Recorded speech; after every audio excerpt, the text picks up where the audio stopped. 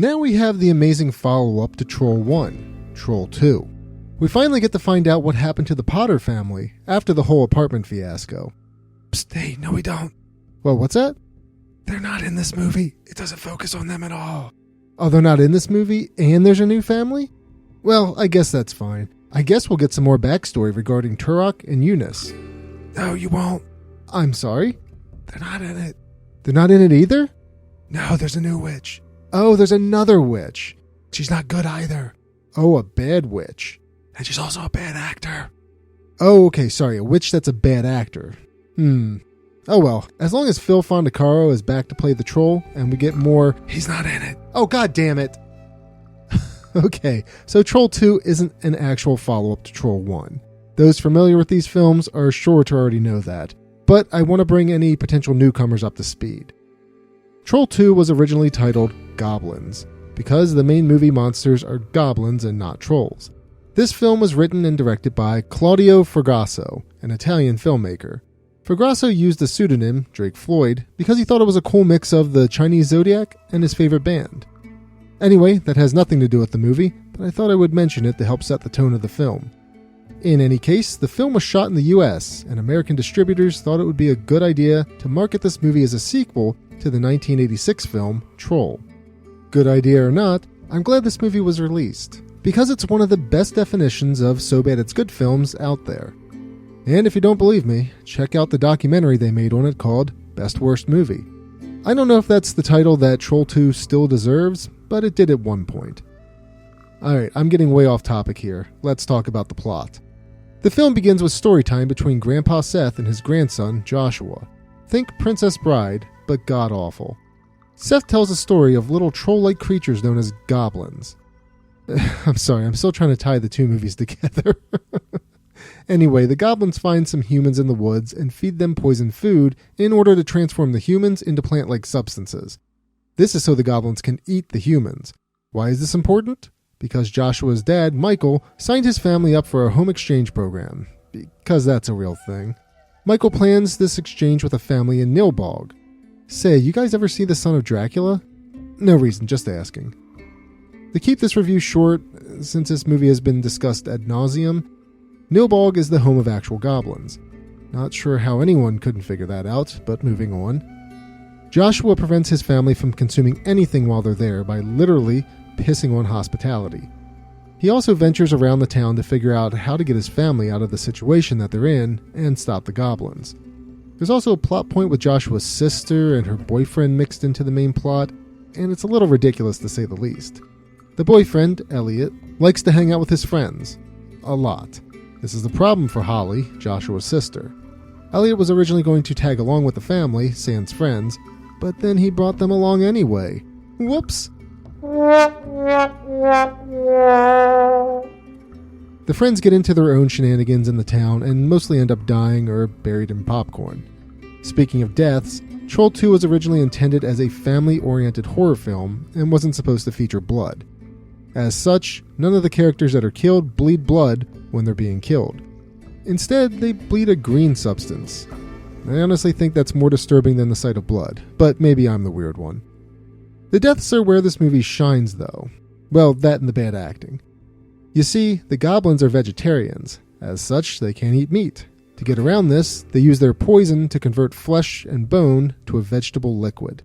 Well, sometimes the people melt and other times they turn into trees. Either way, I guess. So at the end of the day, this family-oriented horror film is also a melt film. Nice. Now I hear you asking, why would this family knowingly trade their house with a bunch of goblins? Well, I'm glad you asked, disembodied voice. The goblins are able to take on human forms. They only convert back when they die or when the plot needs them to.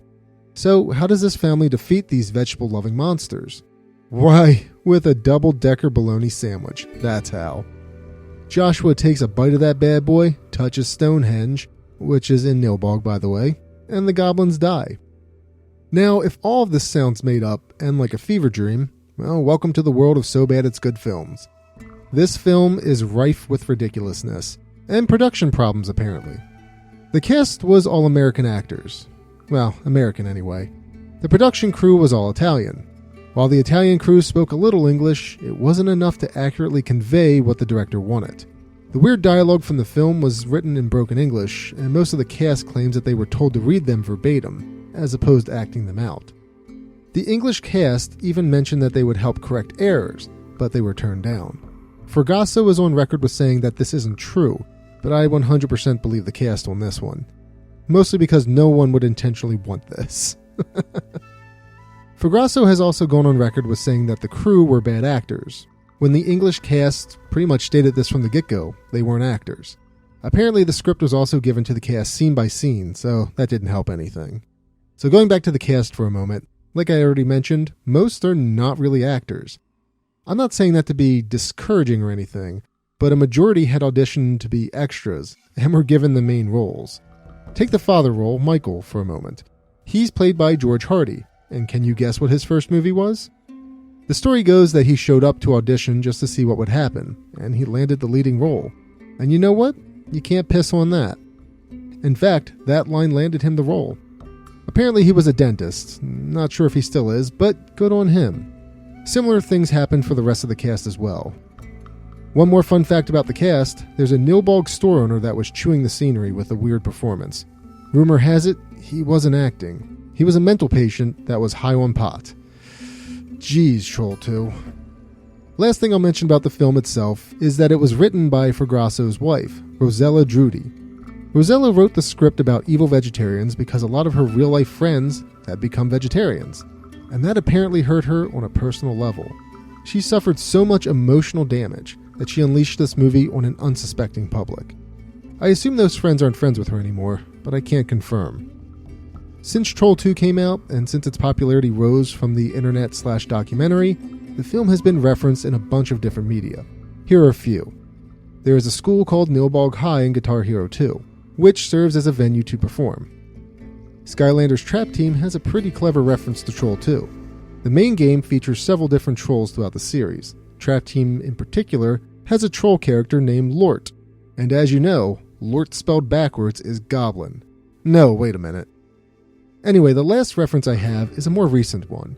It's from Power Rangers Dino Fury. There's an episode where there's a monster or a device that's putting people to sleep.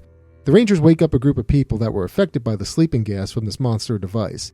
And one of the random background characters wakes up and mentions a dream where people were being turned into vegetables and eaten. Troll 2, baby. So yeah, sorry for the chaotic review.